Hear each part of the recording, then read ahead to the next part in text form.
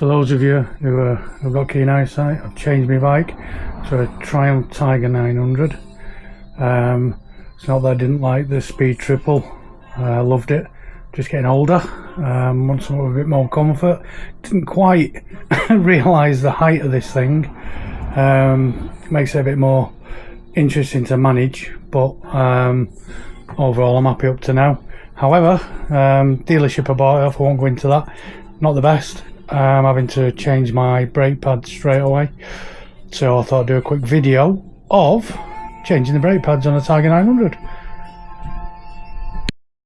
Okay, you need really basic tools for this. Got some copper slip, a paintbrush because I don't want it all on my fingers, screwdriver just in case I need to open the pistons a little bit, an 8mm Allen key on a socket, and a filthy rag, and obviously some new brake pads.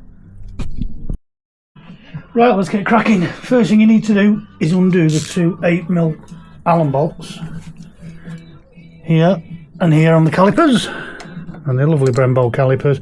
These can be quite tight, so you're going to need a bit of force just to crack them. That's not too bad.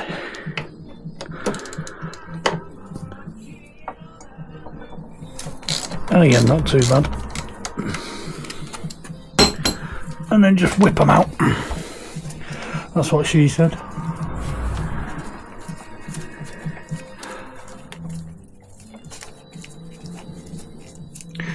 He's quite manky as well. Look at the bolt. All the furring. It's obviously been used in a bit of water. I don't mind that, it's going to get used in more water. My intentions are to go on some of the trails, some of the green lanes, and hopefully a bit of off-roading when I build my confidence. He says optimistically. Just clean this crap off these. So before you start any of this, under your brake reservoir on the handlebars, take the pressure off so that your pistons can push back in and the fluid can go back into the reservoir, and at the end we're going to check that. Okay, so now the caliper, what I tend to do now is just use the caliper to push the pistons back a bit and get them moving, so you'll feel them go a little bit, and then on the front as well, not too much pressure because you don't want to damage the disc, just to get them moving. Then that should just pop off quite easy. Take the nipple cover off. That's what she said. If you can. It's difficult with gloves on. Take that off. Pull it out of there. That's your calipers. You can see there's not much on there. So now what I'm going to do is use a screwdriver.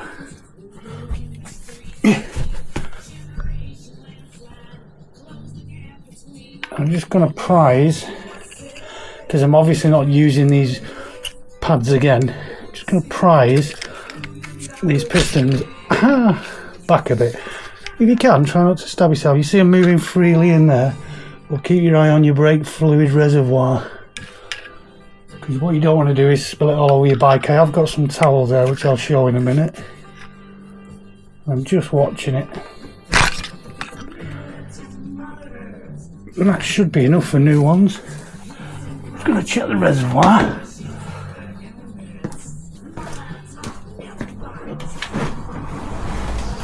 Make sure it's not spilling all over the place. No, that's fine.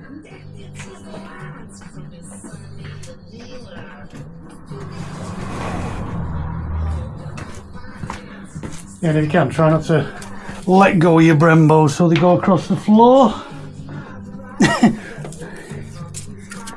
I'm just going to give that all a wipe, because it is a bit manky. I'm not going to town on it. The bike's going to be used off-road and maybe on a hopefully European tour. We'll see. Never done it before, so it'll be interesting. Right, so these have a little groove in them. If you pull, you're going to be able to see this. If you pull the pads forward, and then they should just pull out.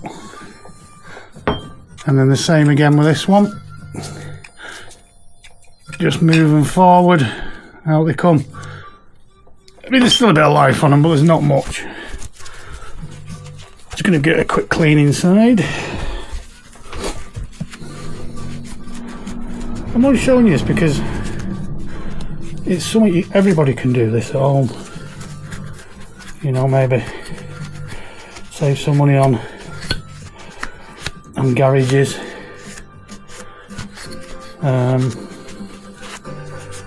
Like I said, I'm not going to town on it, I'm just going to give it a quick clean. So,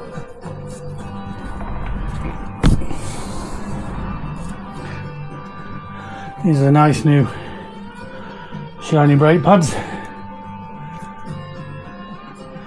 I'm just gonna make sure you get these little lugs, because that's where you get a lot of vibration. I'm just going to coat the back of them with copper slip. Don't have to go mad. Just enough. I always put a little bit on the pistons as well. Okay, so I'll come back to this when I've done them both.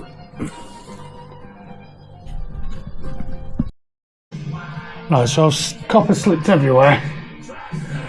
Done some on the pistons, as I always do. We don't have to, but it's good practice, I think, anyway. It just keeps some of the water out, I suppose. This is the pain in the arse bit now, is getting these in here, putting them in these lugs, especially when they kind of, oh, that was easy. Especially when they're a tight fit. And the same again with this one. Put it into the gap. You're gonna always get one. Oh, we're in. That was a bit easy. Don't worry about if you get any copper slip on the pads. Just try not to get too much on. Right, so that's that. I just want to say I'm by no way a mechanic. This is just what I've learned over the years. So you do this at your own risk. I've never had a problem. I've always found it to work. I can't see them doing this any other way in a garage. So yeah, but like I say, obviously at your own risk. If you want to take this on, it's easy enough though, I found. And then we just pop it onto the caliper. It's fitting nicely. Put your bolts back in. And again, it's just a reverse of what you've done previously.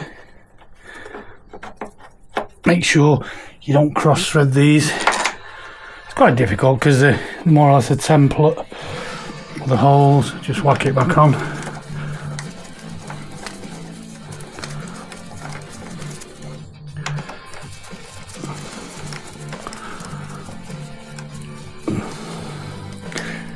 And then we're going to snug it back up, if I can, to them markings. These do grip a bit as well.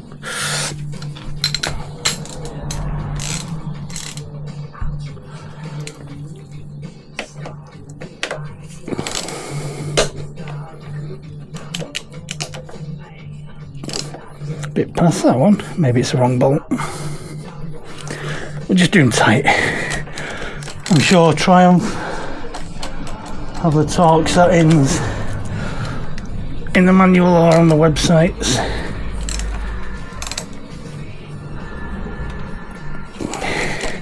You can generally feel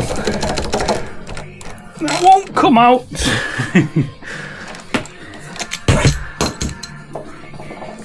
There we go. And then we're gonna put that back in, put the nipple back on. That's what she said. Put the clip back on, and that's your brake pads. You just come round to the